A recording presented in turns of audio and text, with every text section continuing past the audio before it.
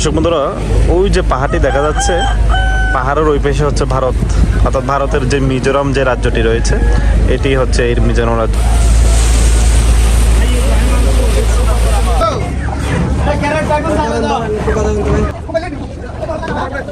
চারপাশে কাপ্তাই লেক, মাঝখান দিয়ে এই দ্বীপটি দেখেন। এটা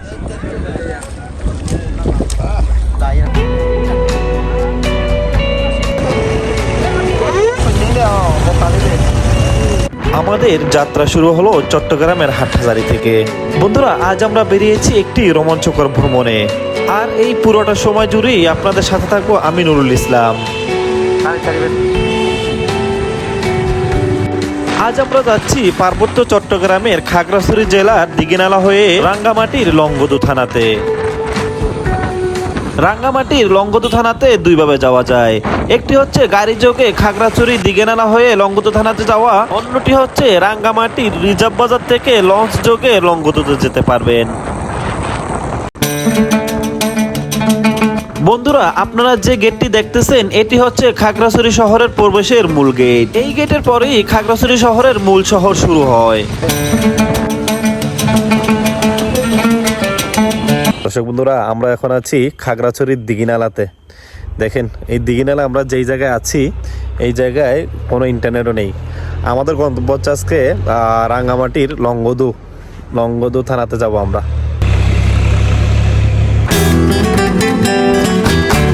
সম্প্রতি আপনারা যারা সাজেক গিয়েছেন তারা আপনারা অবশ্যই এই রোডটি দেখে থাকবেন।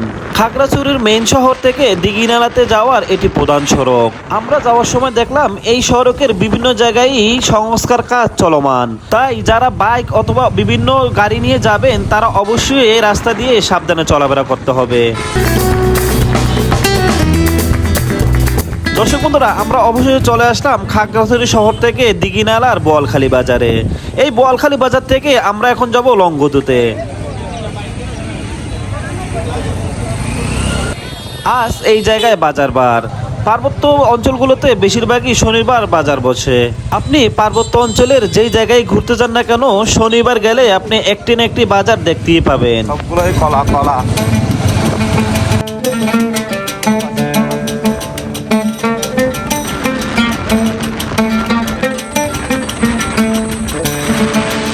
খাগড়াছড়ির দিঘিনালা থেকে আমরা এই পথ ধরে লংগদু দিকে এগিয়ে যাচ্ছি। রাস্তার দুপাশের সুন্দর সুন্দর কাশফুলগুলো যেন আমাদেরকে স্বাগত জানাচ্ছে। বন্ধুরা দেখুন, ওই যে দূরে সাদা মেঘ, মনে হচ্ছে এখনই হাত দিয়ে ছোঁয়া যাবে। রাস্তার দুপাশের আঁকাবাঁকা পথ ও সুন্দর সুন্দর দৃশ্যগুলো দেখতে দেখতে আমরা চলে আসলাম অবশেষে রাঙ্গামাটির লংগদু থানাতে। এই লংগদু থানার আশেপাশের দৃশ্যগুলো খুবই সুন্দর। দেখুন বন্ধুরা, এইখানেও আজকে বাজার বসেছে, যেহেতু আজ শনিবার। দর্শক বন্ধুরা, সামনের যে জায়গাটি দেখতেছেন এটি হচ্ছে রাঙ্গামাটির লংগদু লঞ্চ ঘাট। এই লঞ্চ ঘাট থেকেই এইখানের মানুষ বিভিন্ন জায়গায় যাতায়াত করে।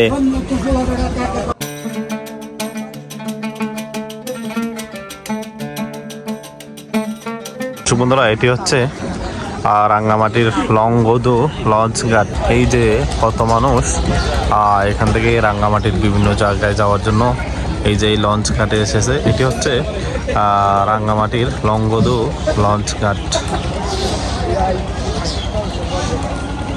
আমরা সেই চট্টগ্রাম থেকে খাগড়াছড়ি হয়ে এই রাঙ্গামাটির লংগদু ঘাটে এসেছি।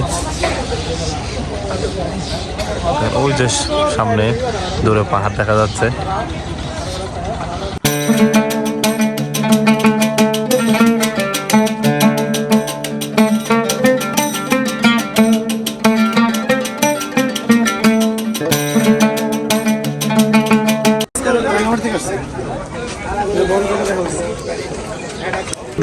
এই আর কি গুলশানে আছে, ওই বরিগে আছে। হ্যাঁ, 7টা ইউনিয়ন মানে পুরো ঘুরতে। দেখেন, এই যে রাঙ্গামাটির লংগদু উপজেলার 7টা ইউনিয়ন আছে। এই 7টা ইউনিয়নের মধ্যে যদি আপনি ঘুরতে চান এই বোটগুলো দিয়ে ঘুরতে পারবেন। দেখেন এই যে অনেকগুলো বোট রাখা রয়েছে এখানে। আর আমরা যেটি করে যাবো সেটি হচ্ছে লঞ্চ। এটি আমাদেরকে এই লংদু ইউনিয়ন থেকে, এই লংদু উপজেলা থেকে রাঙ্গামাটি নিয়ে যাবে। প্রায় 3 থেকে 3.5 ঘন্টা সময় লাগবে রাঙ্গামাটি পৌঁছাতে। আর এই যে ছোট ছোট বোট যেগুলো রয়েছে এগুলো হচ্ছে যে এইখানে যে কাছাকাছি যে জায়গাগুলো রয়েছে সেই জায়গাগুলোতে ঘুরিয়ে নিয়ে আসে। ওই যে আমরা যেখানে আসছি এর পাশেই রয়েছে মাইনি বাজার, ওদিক দিয়ে মাইনি বাজার দেখা যাচ্ছে এখান থেকে।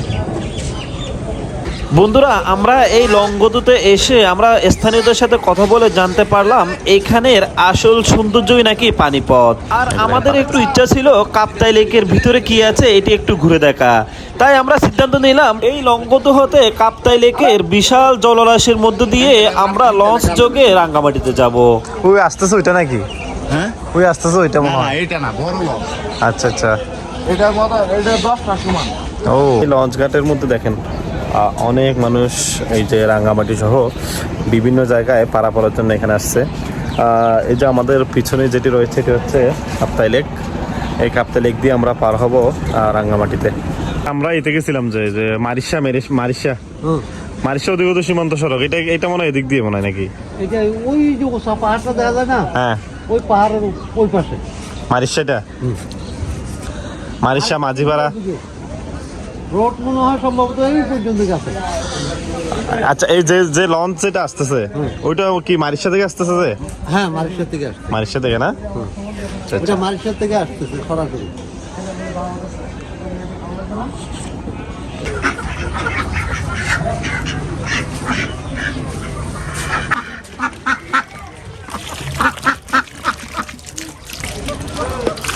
রাঙ্গামাটি নিচ্ছেন না সবগুলা?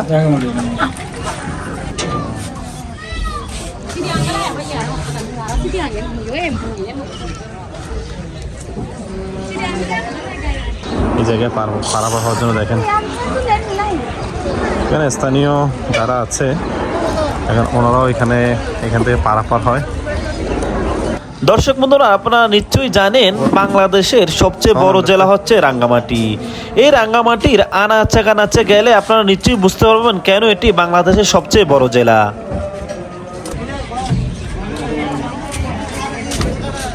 এখানে আমাদের মতো আরো অনেককেই দেখলাম তারা অপেক্ষা করছে লঞ্চের জন্য। অবশেষে আমরা সেই লঞ্চের দেখা পেলাম। দেখেন দর্শক বন্ধুরা, আমরা এটির জন্যই এতক্ষণ অপেক্ষায় ছিলাম। এই লঞ্চে করেই আমরা এই লংগদু ঘাট থেকে যাব রাঙ্গামাটিতে। আমাদের সময় লাগবে 4 ঘন্টারও বেশি। এই পুরো 4 ঘন্টায় আমাদের এই লঞ্চে পানিপথে কাটাতে হবে।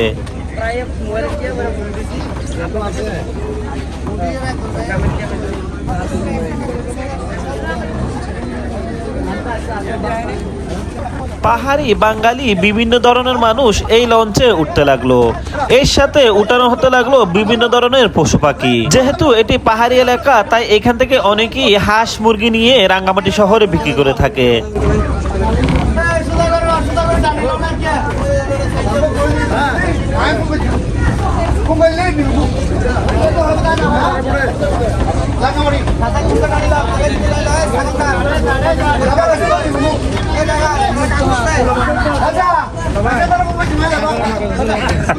দেখুন বন্ধুরা, এই লঞ্চে কত ধরনের পশু পাখি তোলা হচ্ছে। সত্যি কথা বলতে এই দৃশ্যগুলো খুবই উপভোগ্য ছিল।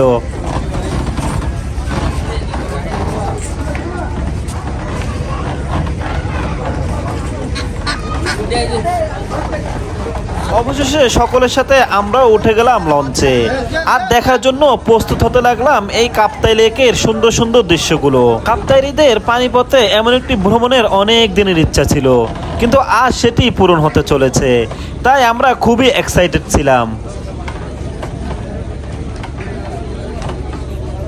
দেখেন দর্শক বন্ধুরা, এই যে আমাদের বাইকটি মাথায় করে তোলা হচ্ছে এই লঞ্চে। মানুষ জীবিকার তাগিদে সব কাজই করে। সৎ পথে টাকা কামানো অনেক কষ্টের, কিন্তু কষ্ট হলেও সেটি খুবই তৃপ্তির। চুরির অনেক টাকা থেকেও কষ্ট করে কামাই করা 1 টাকা অনেক উত্তম। তাই আমাদের সকলেরই উচিত সৎভাবে জীবনযাপন করা। আমরা রাঙ্গামাটির লংগেদু আমরা এখন এই যে লঞ্চটি ছেড়ে যাচ্ছে রাঙ্গামাটির উদ্দেশ্যে। এই যে আমাদের বাইক সহ তোলা হয়েছে এই লঞ্চটিতে। এখন আমরা রওনা দিব রাঙ্গামাটিতে। এখানে যে আমার সাথে আমার মামা আছে। আমরা আসলে ভ্রমণ করি এত দূর থেকে এত কষ্ট করে। বন্ধুরা দেখুন, এই যে হাঁসগুলোর বেশিরভাগই তোলা হয়েছে রাঙ্গামাটির এই লংগদু ঘাট থেকে। লঞ্চ অবশেষে আমাদেরকে নিয়ে যাত্রা শুরু করলো লংগদু ঘাট থেকে রাঙ্গামাটির উদ্দেশ্যে। যেতে যেতে আমরা এই ঘাটের সৌন্দর্যগুলো ভালোভাবে শেষবারের মতো দেখে নিলাম।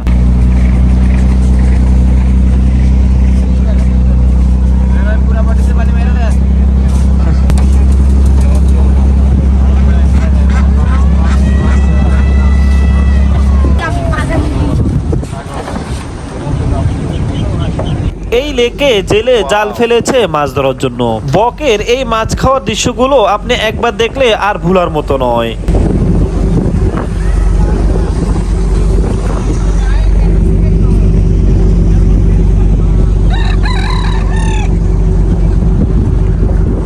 বন্ধুরা দেখুন, ওই যে একটি নৌকা যাচ্ছে এইখানের কোনো একটি আশেপাশের ইউনিয়নে। এই পানিপথে তারা কোনো জায়গায় যাওয়ার জন্য এই ছোট নৌকাগুলো ব্যবহার করে। বন্ধুরা আমরা রাঙ্গামাটির লংগেদু মাইনি বাজার থেকে বোট যোগে অর্থাৎ বড় যে লঞ্চগুলো আছে এই লঞ্চ যোগে কাপ্তাই লেক হয়ে আমরা যাচ্ছি রাঙ্গামাটিতে। দেখেন চারপাশের দৃশ্যটা একটু দেখেন, জাস্ট অ্যামেজিং অ্যামেজিং।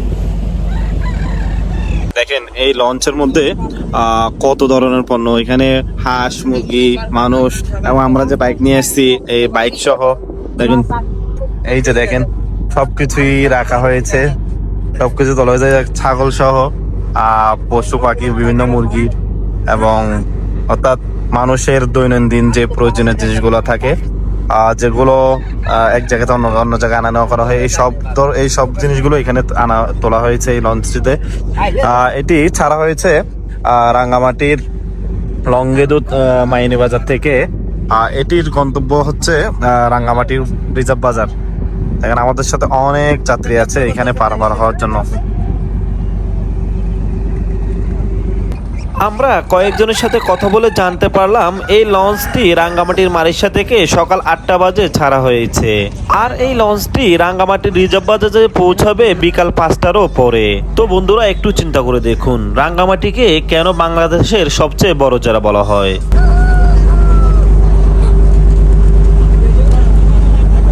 এই লঞ্চে যেতে যেতে আমরা আশেপাশের দৃশ্যগুলো খুব ভালোভাবে উপভোগ করতেছিলাম।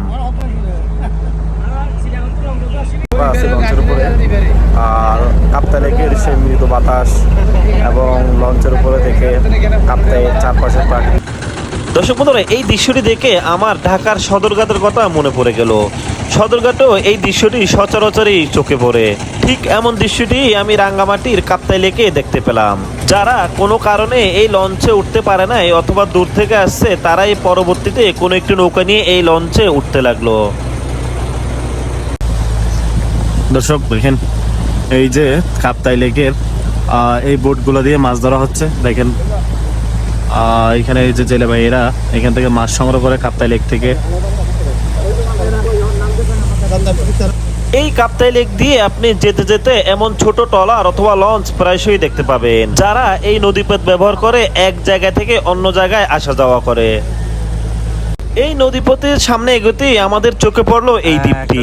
দেখেন বন্ধুরা, এটি চারপাশেই পানি, চারপাশে কাপ্তাই লেক, মাঝখান দিয়ে এই দ্বীপটি দেখেন, এটা হচ্ছে রাঙ্গামাটি।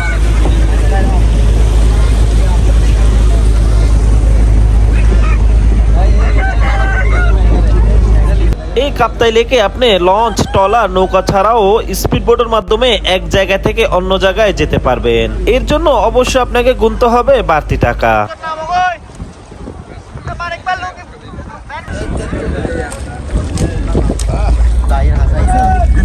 হঠাৎ করেই আমাদের লঞ্চ থেকে এক ব্যবসায়ীর একটি হাঁস পানিতে পড়ে গেল। হাঁসটি পানিতে পড়েই সে এদিক সেদিক ছুটতে লাগলো।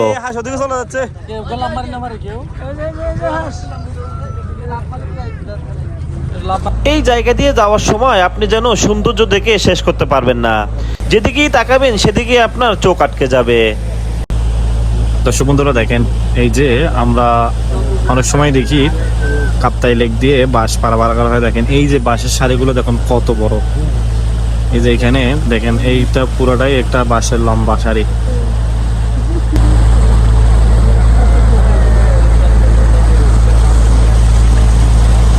রাঙ্গামাটি খাগড়াছড়ি সহ পাহাড় থেকে যে বাঁশগুলো কাটা হয় সেই বাঁশগুলো এই কাপ্তাই লেক দিয়েই চট্টগ্রাম শহরে আনা হয়। এই বাঁশগুলো এখন নেওয়া হচ্ছে কাপ্তাই জেটিতে।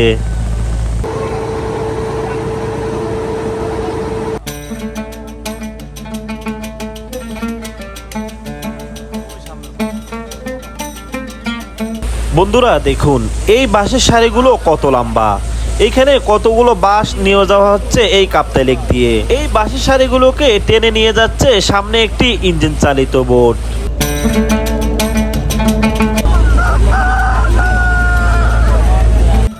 কাপ্তাই লেকের স্বচ্ছ পানি, পাহাড়ের উঁচু নিচু টিলা, মনোরম দৃশ্যগুলো দেখতে দেখতে আমরা আরেকটি ঘাটে চলে আসলাম। এই কাপ্তাই লেকের ঘাটগুলো একটু অন্যরকম।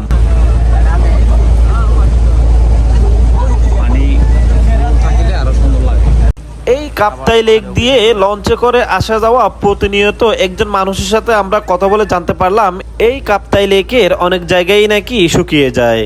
তখন নাকি এখানে ধান সহ আরো বিভিন্ন কিছু চাষাবাদ করা হয়।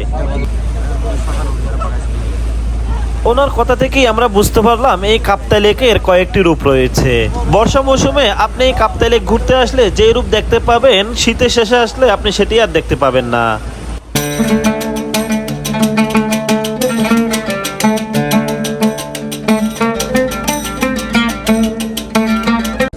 এই ঘাটের মধ্যে আমি তেমন একটা ঘর বাড়ি দেখতে পেলাম না, শুধুমাত্র একটি মাত্র ঘর দেখতে পেলাম। এইখানেও মানুষ নামানোর জন্য এই লঞ্চটিকে দাঁড় করানো হয়েছে। মানুষ নামানোর পর লঞ্চ আবার চলতে শুরু করলো আমাদেরকে নিয়ে রাঙ্গামাটির উদ্দেশ্যে। দর্শক বন্ধুরা, ওই যে পাহাড়টি দেখা যাচ্ছে, পাহাড়ের ওই পাশে হচ্ছে ভারত, অর্থাৎ ভারতের যে মিজোরাম যে রাজ্যটি রয়েছে এটি হচ্ছে এই মিজোরাম রাজ্য। এই যে পাহাড়ে দুটি টিলা দেখা যাচ্ছে, এই পাহাড়ের টিলার পরেই হচ্ছে মিজোরাম রাজ্যটি।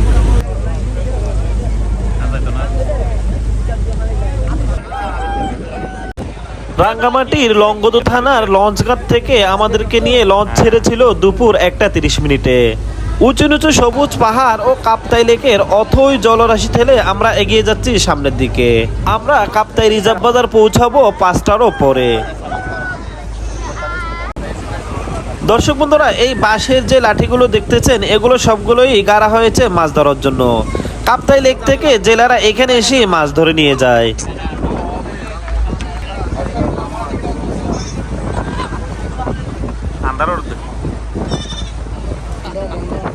এই পাহাড়টি দেখে অনেকেই চিনে থাকবেন এটি কোন পাহাড়। এটি হচ্ছে সেই বিখ্যাত সুবলং পাহাড়। এই পাহাড়েই রয়েছে বিখ্যাত সুবলং ঝর্ণাটি। রাঙ্গামাটিতে যারা বেড়াতে আসেন তাদের অনেকেই এই সুবলং ঝর্ণা দেখার জন্য নৌকা ভাড়া করে নিয়ে আসেন এই জায়গায়।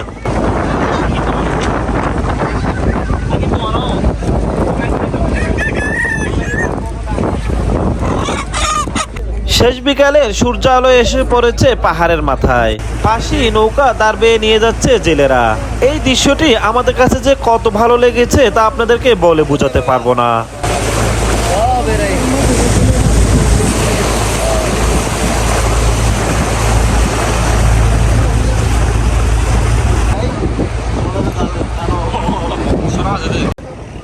একটু আগে পিছনে যে লম্বা বাঁশের সারিগুলো দেখেছেন, দেখেন এই দুইটি ট্রলার এগুলোকে টেনে নিয়ে যাচ্ছে।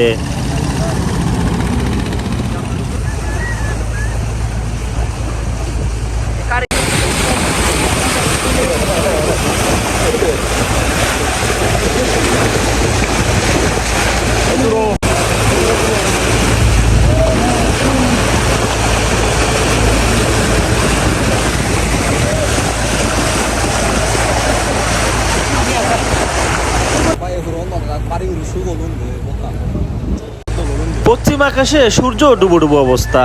সূর্যের আলো এসে পড়েছে কাপ্তাই লেকের মাঝে। এই যেন কবির একটি আঁকা দৃশ্যের কথাই মনে পড়ছে আমাদের।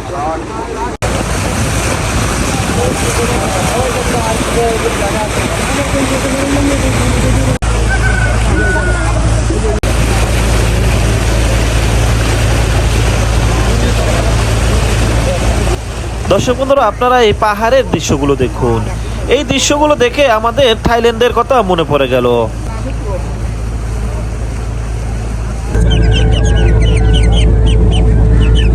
একটি হচ্ছে আদিবাসী গ্রাম।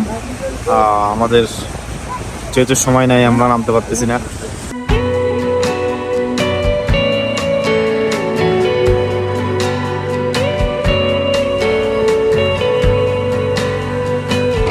কাঠ বোঝাই ট্রলারটি আমাদের পাশে দিয়ে যাচ্ছে।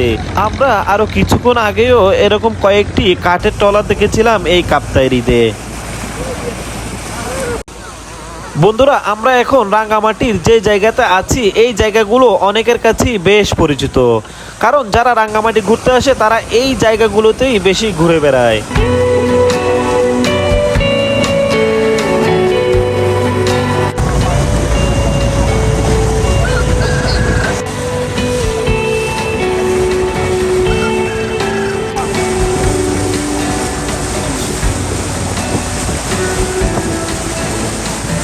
দেখেন দর্শক বন্ধুরা, কাপ্তাই লেকের এখানেও জাল ফেলা হয়েছে মাছ ধরার জন্য। এই কাপ্তাই লেকের মাছগুলো খেতে খুবই সুস্বাদু। রাঙ্গামাটির কাপ্তাই লেকের রোমাঞ্চকর ভ্রমণ এখানেই আমাদের শেষ হতে যাচ্ছে। আপনাদের থেকে আমি বিদায় নিচ্ছি, নুরুল ইসলাম। দেখা হবে এরকম রোমাঞ্চকর অন্য একটি ভিডিওতে। সেই পর্যন্ত সকলে ভালো থাকুন, সুস্থ থাকুন।